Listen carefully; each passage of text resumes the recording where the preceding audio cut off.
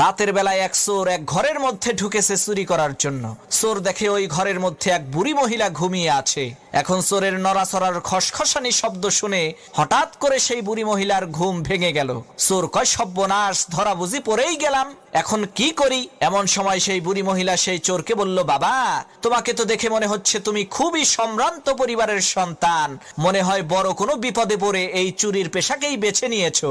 ঠিক আছে, কোনো সমস্যা নাই। এই যে দেখো, আলমারির 3 নম্বর বাক্সের মধ্যে 5 ভরি স্বর্ণ আর 70,000 টাকা আছে, এগুলো তুমি নিয়ে যাও। আমি বাঁচবই আর কয়দিন, এত টাকা পয়সা দিয়ে আমি করবোটা কি? আর বাবা, তুমি যাওয়ার আগে আমার কাছে এসে একটু বসো। আমি একটু আগেই একটা আশ্চর্য ধরনের স্বপ্ন দেখেছি। এই স্বপ্নের মানেটা আমি বুঝতে পারছি না, তুমি একটু বলো তো এই স্বপ্নের মানেটা কি?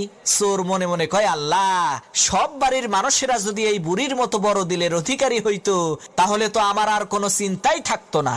এদিকে সেই বুড়ি মহিলা তার স্বপ্নের কথা সেই চোরকে বলতে আরম্ভ করলো। সে, বাবা, আমি দেখলাম বিশাল বড় একটি মরুভূমির মধ্যে আমি হারিয়ে গেছি। এমন সময় একটা ঈগল পাখি এসে জোরে জোরে 3 বার বলল, জামাল, জামাল, জামাল। এরপরে সেই ঈগল পাখিটি চলে গেল। বাবা, বলো তো এর মানে কি? চোর মনে মনে চিন্তা করতে লাগলো, এই স্বপ্নের মানেটা কি হতে পারে? ইতিমধ্যে পাশের রুম থেকে সেই বুড়ি মহিলার একেবারে টকবগে জোয়ান ছেলে জামাল, তার নাম জোরে জোরে শুনতে পেয়ে ঘুম থেকে উঠে ঘরের মধ্যে ঢুকে সেই চোরকে ইচ্ছা মতো পিটাতে আরম্ভ করলো। তখন সেই বুড়ি মহিলা বলল, হইছে, এবার থাম, ওর কৃতকর্মের ফলও পাইয়া গেছে। তখন সেই চোর বলল, না ভাই, থাইমো না, আমারে আরো মারো, যাতে ভবিষ্যতে আমার মনে থাকে শালারা আমি একটা চোর, স্বপ্নের ব্যাখ্যা করার কোনো জ্যোতিষী না।